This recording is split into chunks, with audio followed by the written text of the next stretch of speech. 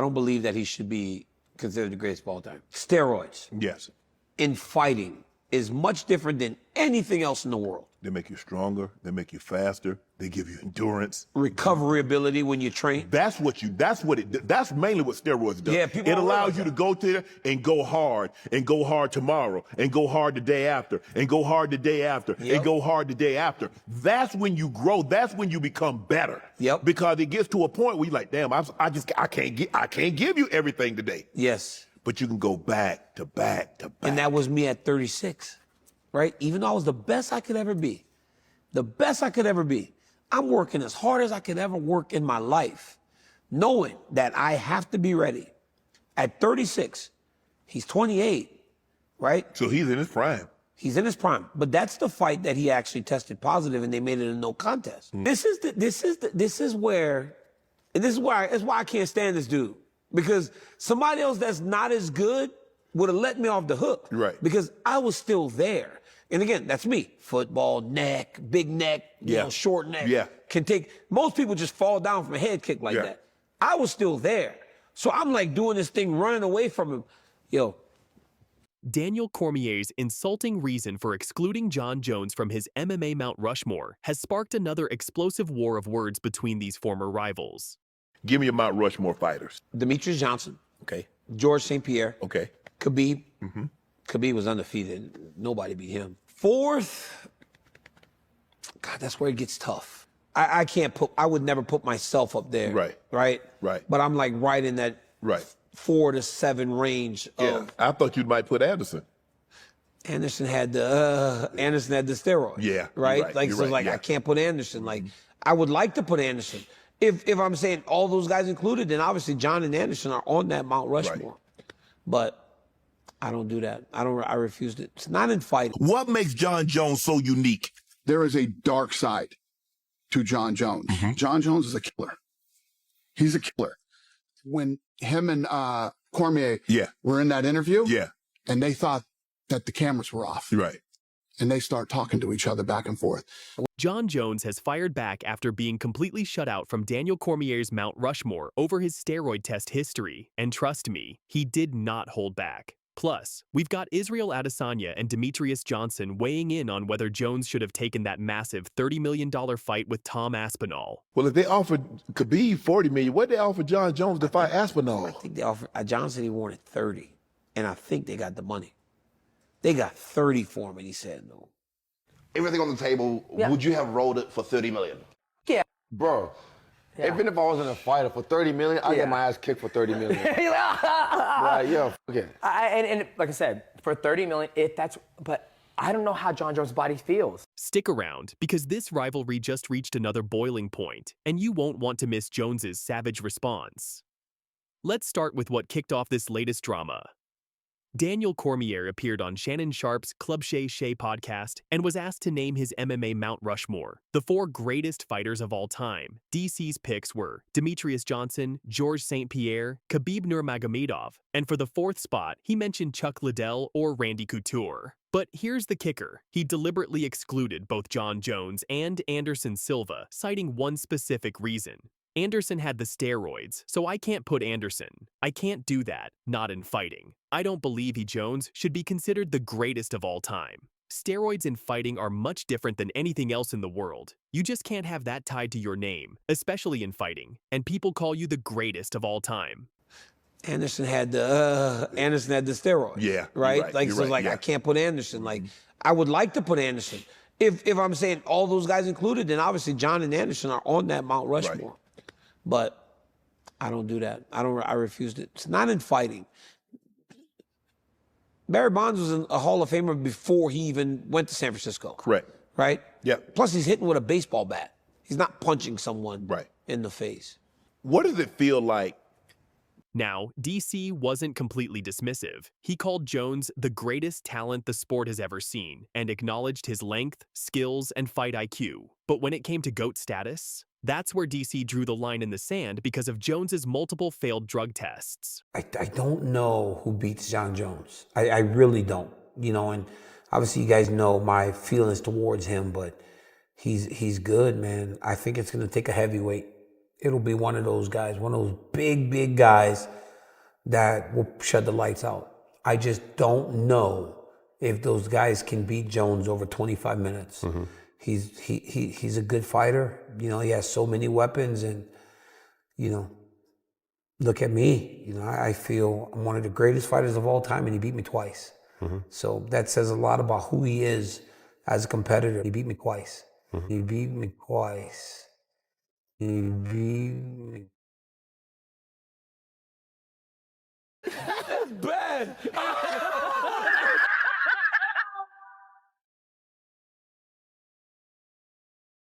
If you win both fights, there is no rivalry.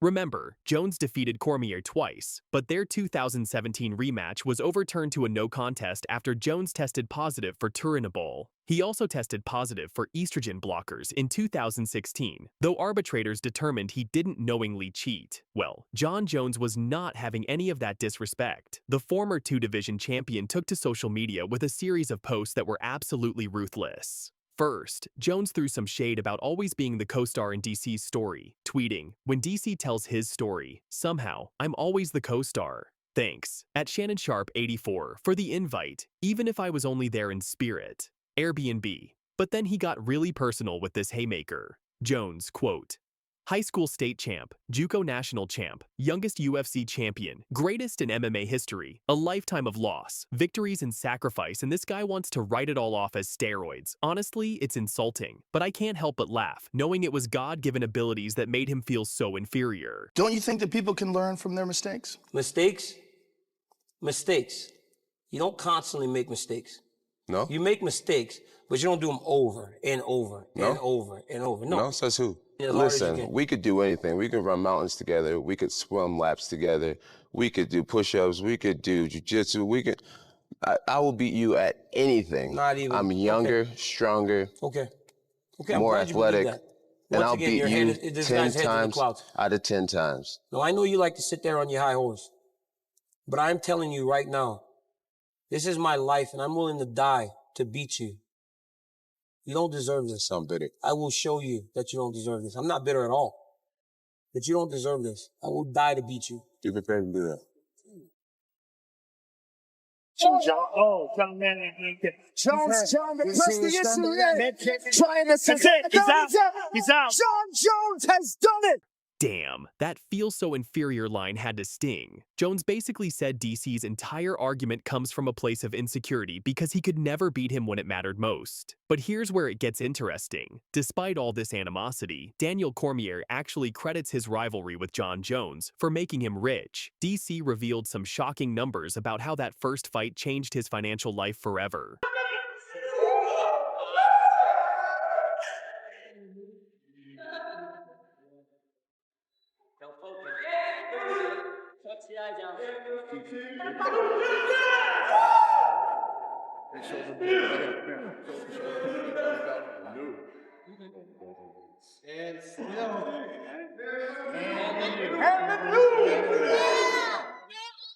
Cormier disclosed that his original contract for their first fight in January 2015 was just $85,000 to show and win. But here's the crazy part. Even though he lost that fight, Dana White called him the Monday after and said they were sending him a check for $1 million as a discretionary bonus for promoting the fight so well. "It was the first time I had ever made 7 figures. Champions make money." DC credited former UFC CEO Lorenzo Fertitta for having the vision to take care of champions with these massive discretionary bonuses. It's wild to think that losing to Jones actually set DC up for life financially. And from that fight forward, his pay kept skyrocketing as he went on his dominant runs at light heavyweight and heavyweight. Now let's talk about the elephant in the room, that Tom Aspinall fight that everyone wanted to see. Israel Adesanya and Demetrious Johnson recently discussed whether Jones should have taken what was reportedly a $30 million offer to fight the interim heavyweight champion. According to Daniel Cormier, the UFC actually came up with the money Jones wanted. Jon said he wanted $30 million, and I think they got the money. They got $30 million for him, and he said no. Everything on the table, would you have rolled it for $30 million? Yeah. Bro, even if I was in a fighter for $30 million, I'd get my ass kicked for $30 million. Like, yo, fuck it. And like I said, for $30 million, but I don't know how Jon Jones' body feels. This is where opinions split in the MMA community. Some fans think Jones was ducking Aspinall, while others believe he earned the right to be selective with his fights at this stage of his career. The fact that he potentially turned down $30 million, if that number is accurate, shows just how much leverage Jones felt he had. But here's the thing. Jones recently came out of retirement and is now lobbying for a spot on the rumored UFC White House card in July 2026. However, Dana White has said there's only a 1,000,000,000 chance of that happening after Jones initially agreed to fight Aspinall, then backed out and retired. The drama doesn't stop. One thing I've learned over the years about Francis doesn't always mean what he says publicly. What he says behind the scenes are different than what he says publicly. I'm not a big fan. I would be shocked if Francis ever came back here on lots of different levels. I'm not a fan, and he doesn't always mean what he says publicly. Which is Francis Ngannou. I know that you've spoken earlier on about the possibility of him maybe boxing before we see him in MMA. What's the timeline for Francis? As I said with Francis, one, we're true partners. We work with him on what's the best thing for the year. It's one MMA and one boxing. What order, what opponents to maximize Francis' career that year. So we're still in discussions with him, but it will be one boxing and one MMA. If you ask me, my guess, it's Francis' decision. I think boxing will come first, MMA will come second. His opportunities in boxing right now, through the roof. That would be my guess.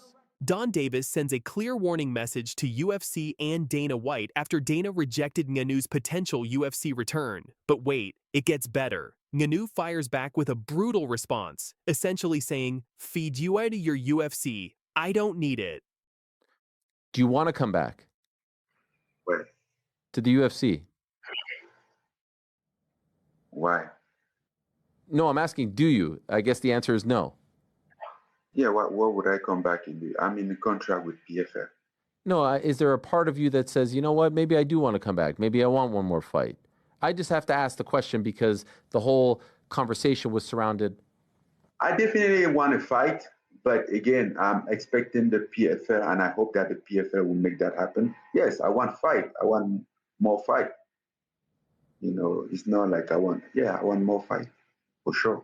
Plus, PFL boss Don Davis drops a bombshell. Boxing comes first. I'm not giving my superstar to the corrupt UFC. And Jon Jones, he's got something to say about this whole mess too. This is about to get spicy. So smash that like button and let's dive into this drama. Let's start from the beginning, fight fans. So Dana White was asked about potentially bringing Francis Ngannou back to the UFC, especially now that Jon Jones has retired and Tom Aspinall needs opponents. But Dana, he shut it down completely. Listen to what he said. One thing I've learned over the years about Francis doesn't always mean what he says publicly. What he says behind the scenes is different than what he says publicly. I'm not a big fan. I would be shocked if Francis ever came back here on lots of different levels. I'm not a fan, and he doesn't always mean what he says publicly.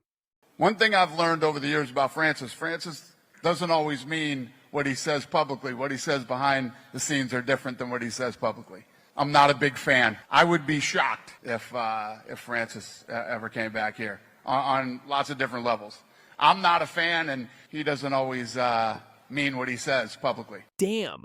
Dana basically called Ngannou a liar and said he's not a fan. That's some serious disrespect right there. But here's the thing. This whole conversation started because Ngannou's coach, Eric Nixick, made some comments about wanting to see Francis back in the octagon. But Dana's making it sound like Francis has been begging to come back, which clearly isn't the case. I was all about Francis in the beginning, and then I found out who Francis was. Francis isn't a good guy. Plays the good guy. I don't understand the language. So he seems like he's a nice guy. He's not. We don't like each other. He pulled some shit before the first Stipe fight, and I said, I'm done with this guy, and then Stipe beat the shit out of him. Great night. We never had a relationship after that. The beef between these two goes way back to when Ngannou was heavyweight champion and couldn't agree on a new contract. The main issue, Francis wanted to box, and Dana said, no way. But Francis wasn't having none of that. He fired back on social media with a simple but devastating response. Did I say I'm ever coming back?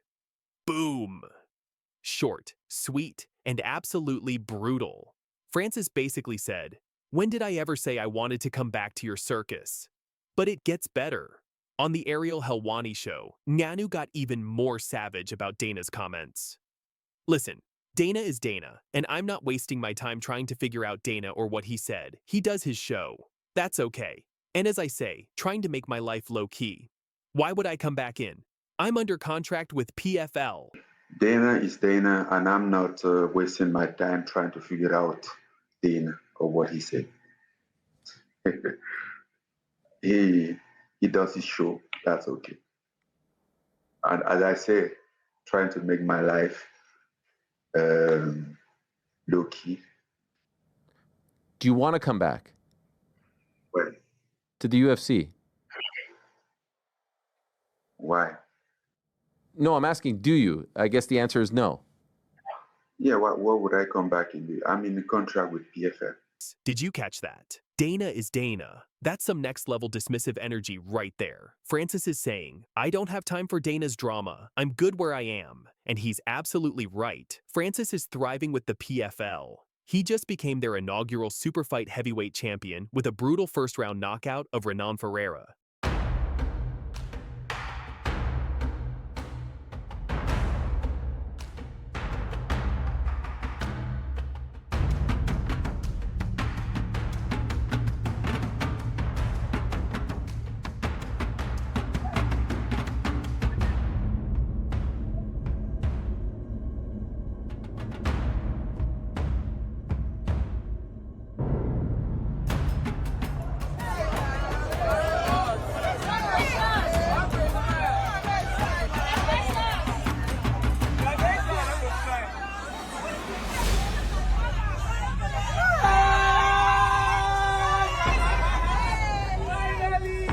Now here's where it gets really interesting. PFL co-founder and chairman Don Davis just dropped some serious knowledge that's got to have Dana White heated. Davis made it crystal clear. Francis Ngannou's boxing career comes first, and the UFC can forget about getting their hands on him. Here's what Davis told TalkSport. As I said with Francis, we're true partners. We work with him on what's the best thing for the year. It's one MMA and one boxing. What order and what opponents to maximize Francis's career that year? If you're going to ask me, my guess, it's Francis' decision, but I think boxing will come first. MMA will come second. His opportunities in boxing right now are through the roof. As I said with Francis, one, we're true partners. We work with him on what's the best thing for the year. It's one MMA and one boxing. What order, what opponents to maximize Francis' career that year. So we're still in discussions with him, but it will be one boxing and one MMA. If you ask me, my guess, it's Francis' decision. I think boxing will come first, MMA will come second. His opportunities in boxing right now. Translation? We're not your farm system, Dana. Francis is our superstar, and we're maximizing his career, not feeding the UFC machine. And he's got a point. Even though Francis lost to both Tyson Fury and Anthony Joshua, those were massive fights. Against Fury, many people thought Francis actually won that fight after dropping the former champion in the third round. Now there's talk of Francis fighting Deontay Wilder next, which would be huge. Davis and the PFL are clearly prioritizing these big-money boxing matches over anything the UFC might offer. Deontay Wilder, for a couple months, been training MMA. Oh, really? So, because there is an option here, nothing is said, but something been coming to my attention. So that's something that makes sense. When can we see Deontay Wilder maybe making a crossover in mixed martial arts? Thought about this many times with Agano. You know, we was talking about getting together. You know, you always see the MMA guys crossing over, but you never see the boxers crossing over. How about you come to my backyard and after I can come to yours and cross over? And I really meant it. But here's what's really going on behind the scenes, fight fans. This isn't just about Francis Ngannou. This is about power and control in the fight game. Dana White and the UFC have always operated with this attitude of, we made you, so you owe us. But fighters like Francis are proving that's not true anymore. There are other options. This whole thing was like, I want to lead the PFL Africa. I want to build African fighters and doesn't show up to the event. The crazy thing is what happened was that they did that. They had to pay Francis Ngannou for that one fight that lasted $20 billion. And then they immediately went in debt. And they're like, okay, well, we can't afford this anymore. That's probably why he wasn't there. I think the company's going under. They just have no money, bro. But here's the thing. They're going to rise because guess who the only MMA promotion on ESPN is now? Okay, cool. And guess who's not going to watch it? Me. And that means they're going under, okay? And that was our Forbes business take on the PFL. Hey, The PFL is offering Francis something the UFC never would: partnership instead of ownership. Davis literally said they work with Francis to maximize his career, not their bottom line. And with Jon Jones now retired, the UFC heavyweight division is in a weird spot. Tom Aspinall is the new undisputed champion, but he needs big names to fight. Without Francis, their options are limited. I don't like to talk about religion or colors, but if we want to say about something, I think the boxing will be in different place if we have black heavyweight champion. Of all of us from the 60 and the 70, living and seeing in the time of Muhammad Ali, you have a 3-4 legend in the same time. While Francis is working with Saudi Arabia's boxing chief, Turki Al-Sheikh, who's putting together some of the biggest fights in combat sports. Why would Francis give that up to come back and deal with Dana's drama? Let's be real. Francis is probably making more money with his PFL deal plus boxing than he ever would have with the UFC's restrictive contracts. Do you want to come back? Where? To the UFC. Why? No, I'm asking, do you? I guess the answer is no. Yeah, what would I come back and do? I'm in a contract with PFL. No, is there a part of you that says, you know what, maybe I do want to come back. Maybe I want one more fight. I just have to ask the question because the whole conversation was surrounded. I definitely want to fight, but again, I'm expecting the PFL, and I hope that the PFL will make that happen. Yes, I want fight. I want more fight. You know, it's not like I want more fight. For sure. Francis Ngannou, the Predator himself, has just sent a clear warning message to the UFC and Dana White. And trust me, you're not going to want to miss this bombshell announcement. We're talking boxing matches with legends, savage predictions about Jon Jones, and why Ngannou just said, fuck the UFC, I'm going to fight in PFL. We offered Francis a deal that would have made him the highest paid heavyweight in the history of the company. More than Lesnar, more than anybody. And he turned the deal down. I think Francis is in a place right now where he doesn't want to take a lot of risk. Feels like he's in a good position where he could fight lesser opponents and make more money. So we're gonna let him do that. We're gonna release him from his contract. We're gonna give up our right to match, and he can go wherever he wants and do whatever he wants. So buckle up, because in the next 6 minutes, we're breaking down everything you need to know about Ngannou's latest moves that have Dana White probably losing sleep tonight. Let's dive straight into the fire, people. Francis Ngannou dropped this absolute bombshell on the Ariel Helwani show, and I quote, "We haven't engaged personally, but it's going to be soon. We are setting some things up." Just say we didn't find an agreement or something. Yeah, we couldn't come to a deal. But good luck to him. That's it. Good for him. And we continue our life. What's the problem here? But I think the problem is that he can handle this loss. I'm sure he's been praying for my downfall. Then I'm just keep doing my thing, rising. You know, since I left the UFC, in any senses, I'm more than what I was. Now, you might be thinking, setting what up? Well, hold on to your seats, because the Predator isn't talking about any UFC comeback. Oh, no, no, no. Instead, Ngannou is making it crystal clear where his priorities lie, and it's not with Dana White's organization. When asked about his MMA return, here's the kicker. The PFL apparently has no opponent for him right now. Ngannou revealed he's been sending emails trying to get fights lined up, but the PFL can't seem to find anyone willing to step into the cage with this absolute monster. 60th professional MMA fight. Very interesting. Here comes the young to try to get a matchup with Ngannou. Here comes the win. Here comes the boom. Y'all don't really want it like And then boom. And you know what? I don't blame them.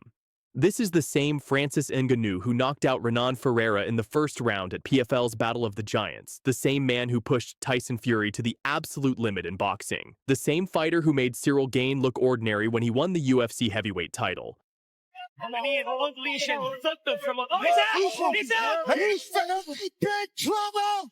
Now he's down. Now he is done.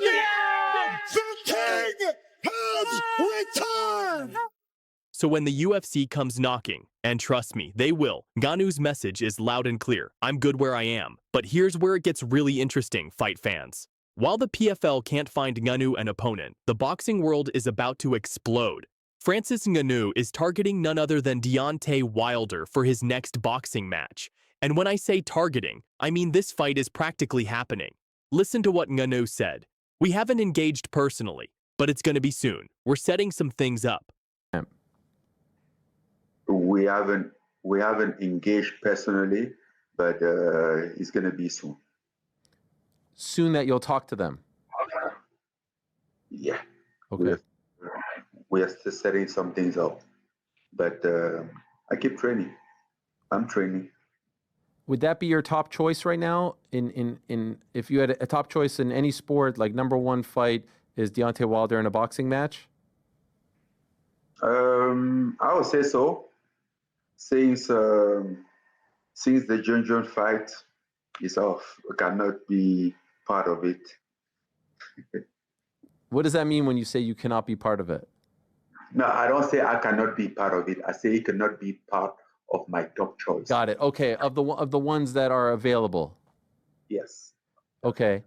What did you make of all of that a month or so ago when all of that was happening with him in the UFC and then he eventually retired and then Dana White was asked about you? Think about this matchup for a second. We're talking about Francis the Predator Ngannou, the man with some of the most devastating knockout power in combat sports history, going up against Deontay the Bronze Bomber Wilder, who has 42 knockouts in 47 professional fights.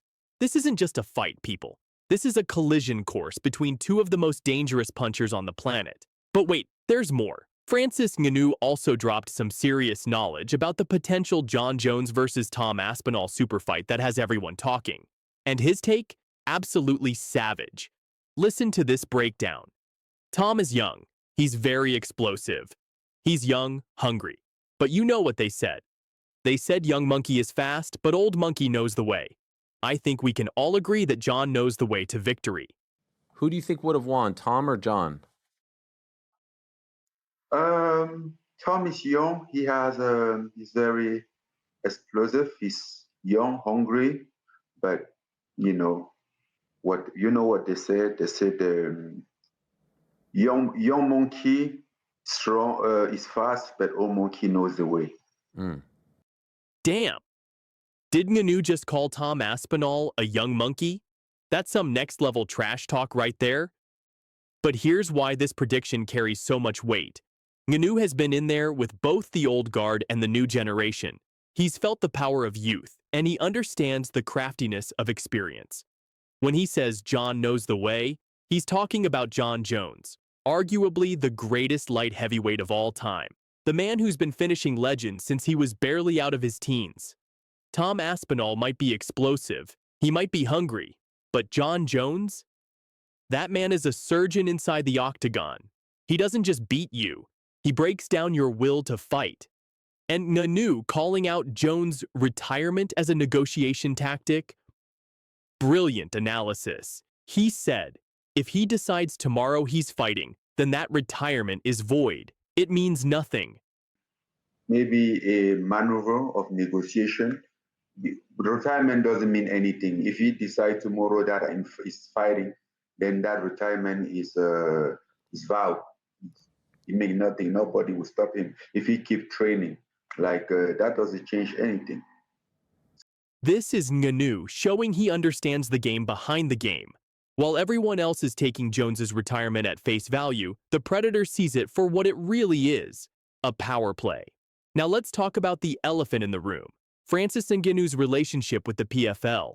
There's been some drama, folks. PFL boss Don Davis publicly expressed disappointment that Ngannou didn't show up to PFL Africa events. And Ngannou, he fired back with some real talk. He wasn't happy with PFL Africa being treated like an undercard event. This man has standards, people. When you're Francis Ngannou, when you're putting your name and reputation on the line, you expect to be treated like the superstar you are. But here's the key. Ngannou emphasized that he's still committed to the PFL. He's got at least one more fight on his contract, and he wants to honor that deal. The message to Dana White and the UFC. I'm not coming back begging. I've got options, I've got leverage, and I'm going to use both.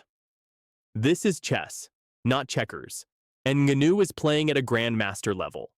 So there you have it. Fight fans. Francis Ngannou isn't just moving on from the UFC, he's thriving outside of it. At this point, is there anything in the next few months or several months that Jon could do where you could say, okay, I actually trust him to put him on that card? Let me ask you, what do you think Jon would do in the next couple of months that would make me trust putting him on the White House card? Well, I would not trust him, but I would like to see him fight Aspinall on that card down the road. So I already said that I don't trust him, and you're asking me what could he do for me to trust him in the next 3 months. You don't trust him. Well, yes, but you talk to him. I don't. Yeah. No, I don't talk to him either. I haven't talked to him at all. Well, there's a greater chance you'll talk to him than I'll talk to him. Yeah. I would not bet on, if I had to make odds, it's 1 billion to 1 that I put Jon Jones on the White House card. Just days after UFC CEO Dana White crushed Jones's White House dreams by giving him 1 billion to 1 odds of making the historic July 4th card, Bones Jones has responded with unshakable confidence, declaring, "I like my chances," and revealing he's still training for what he desperately calls his ultimate goal. Oh, boy.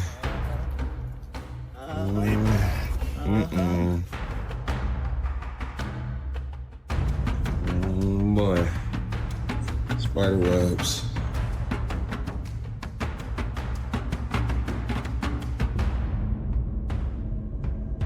Do you think Jones has been ducking him? Yes, I think he didn't want to fight him. And I think it was a calculated decision on his part. Why did you drag this out all the way until June when you knew you weren't going to fight him? He gave the UFC a number. I believe it's in the $30 million range for this fight, which, by the way, I think he deserves. Yeah. He didn't think that they would come up with the number, and they did. Oh, what? Oh, they did come up with the number, yes. And I believe that Saudi Arabia was involved. The big dogs were involved, right? And he said yes. And then 2 days later, 3 days later, whatever, he said, nah, on second thought, I'm out. What? And that's why when he announced his retirement, Dana said, he gave me his word, and then he went back on his word. Whoa. I think he was hoping that they would not meet the number, and then he could be like, hey guys, I tried. And Turkey was just like, no, we haven't. And they met it. Yeah. Because that's what happened with the Francis Ngannou fight in 2020. He threw out a massive number. They said no, and then the fight fizzled. This time they said yes. This comes after explosive reports that Jones walked away from a jaw-dropping $30 million offer to fight Tom Aspinall. Money he rejected to chase his White House dream. In previous months, Jones has made it crystal clear, "I desperately want to fight at the White House." And despite Dana's devastating odds, he's doubling down on that obsession. Tonight, we're breaking down Jones's defiant response, the $30 million rejection that has everyone talking, and why the greatest fighter of all time is willing to risk everything for one last shot at glory on America's biggest stage. So they've announced this White House UFC fight. Can we expect to see you on the card? I can't promise anyone anything, but I have very strong feeling that I'll be on that card. It's going to be historic. But who would you take on? Who would be your dream opponent? I would want to take on whoever's holding the belt at the end of the year. Any possible names you think? Well, no, I mean, as of right now, the champion is Tom Aspinall, but we'll see who's the champion at the end of the year. Be only fitting to have an American guy fight for the championship that night. I'd be willing to put it all on the line. Nice. This story has it all. Broken promises, impossible odds, and one legend's refusal to give up on his ultimate dream. Let's set the stage here. President Donald Trump, a longtime UFC enthusiast, has proposed something unprecedented in combat sports history, a UFC event on the White House South Lawn on July 4th, 2026, marking America's 250th anniversary. Dana White confirmed this isn't just presidential wishful thinking. He told the Associated Press, the UFC will be on the White House South Lawn live on CBS. This card is part of a massive $7.7 billion Paramount deal starting in 2026, and White wants it to be the UFC's biggest event ever.